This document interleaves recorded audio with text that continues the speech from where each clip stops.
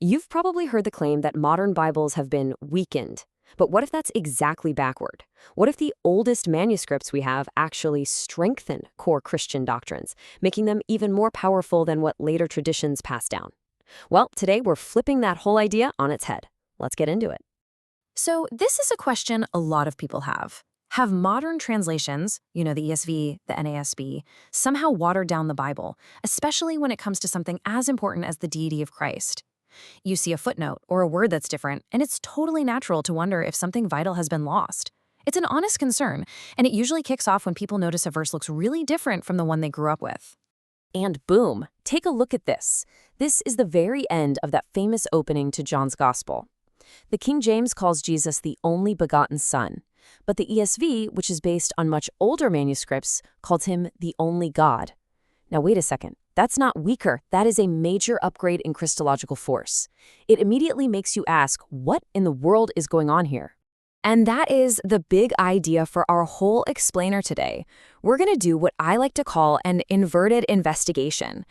Instead of hunting for verses that were supposedly taken out, we're going to look at 3 key passages where the oldest, most reliable manuscripts give us a higher, more startling, and more doctrinally potent statement about Jesus Christ than the later texts that the King James translators had. So here's our game plan. We'll kick things off in John's Gospel, where Jesus is called the only God. Then we'll become textual detectives and uncover a visible clue in 1 Timothy. And finally, we'll untangle a really tough theological knot in the book of Acts. By the end, you're going to see that textual criticism isn't some threat to the faith. It's actually a tool that helps us recover the strongest possible version of the apostolic witness. All right, so our first case is that very verse we just looked at, John 1:18. This is the grand finale to John's beautiful opening hymn about the eternal Word. And the little difference in the text here, well, it changes the entire altitude of that finale. Okay, so here's the difference, right down to the original Greek. The later Byzantine manuscript tradition, which is what the King James translators were working from, reads monogenes huios, that's only begotten Son. But the older manuscripts, they read monogenes theos, the only God. The question is, which one has better evidence on its side? Now, this is where it gets really compelling. Just look at the timeline. The evidence for the only God is way older.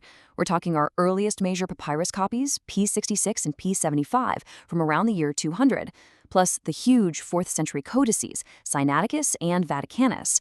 The other reading, Only Begotten Son, doesn't really show up until the 5th century, and then becomes popular much, much later. In this line of work, you weigh manuscripts, you don't just count them. And the earliest witnesses, they carry enormous weight. So why would it change? Well, this brings us to a really important tool in our detective kit. It's called the harder reading canon. And the principle is actually pretty simple. When scribes are copying texts by hand over centuries, they have a natural tendency to smooth things out. They'll simplify a difficult phrase or change a word to make it match another verse. What they almost never do is go the other way around and create a more difficult or shocking phrase out of a simple one. And here's the kicker. Monogenes theos, the only God, is by far the harder reading. The phrase only begotten Son shows up elsewhere in John's Gospel, so it would be super easy and natural for a scribe to just plug in the familiar phrase for this really startling one. So the older reading is definitely the winner. And think about the theology. It creates this incredible bookend. The prologue starts in verse 1 with the Word was God, and it ends here in verse 18 with the one who makes God known being called the only God. It's just a perfect, powerful ending. All right, let's move on to our second case. This one is maybe the most visually striking variant in the entire New Testament. It involves a very famous early hymn about Christ, quoted in 1 Timothy. The King James famously kicks off this verse with, God was manifest in the flesh. But again, modern translations following the older evidence read, He who was manifested in the flesh.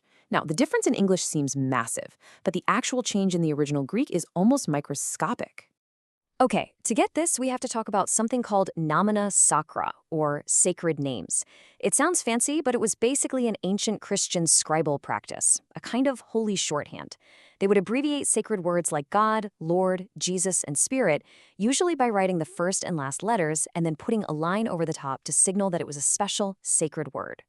And here it is. This is the visual clue. It's pretty stunning. The Greek word for who is hos. spelled with the letters omicron and sigma, which look like our O and C. The sacred abbreviation for God, or theos, is theta and sigma, which looks like an O with a line through it and a C with that special line over the top. So the entire difference between who and God comes down to two tiny little marks, a stroke through the O and a line above it. A later scribe could make that change in less than a second. And here's the best part. We don't have to guess. We can literally see this change happen. If you look at high-resolution photos of manuscripts like Codex Sinaiticus and Alexandrinus, you can see that the original scribe clearly wrote OSC for who.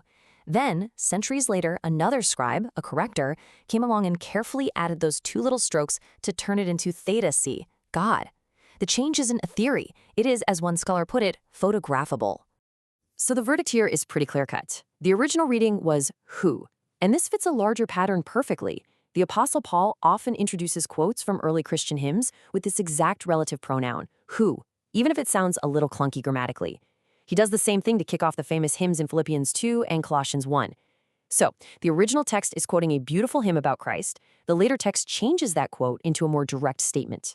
Okay, our final case takes us to Paul's emotional farewell speech to the elders from Ephesus in Acts chapter 20. And this one presents us with what you might call a theological knot, a phrase so tough that you can see scribes wrestling with it for centuries. So the verse as it stands in our earliest manuscripts has Paul telling the elders to care for the church of God, which he obtained with his own blood. Now just let that sink in for a second. God's own blood. But wait, God is spirit. He doesn't have a body or blood. This is a theologically jarring phrase. It's a real knot. And this slide shows us exactly how scribes tried to untie that knot over the centuries.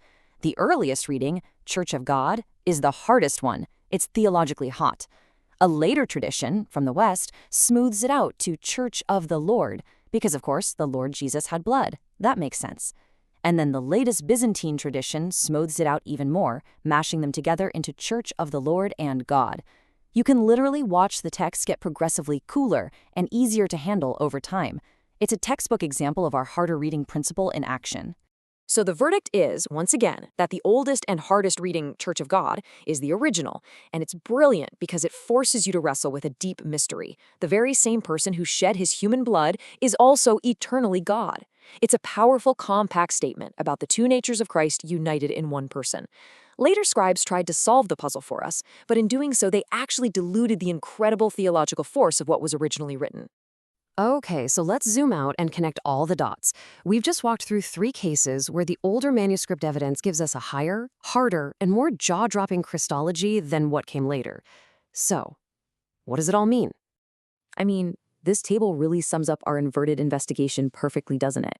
In John 1:18, we go from Son up to God.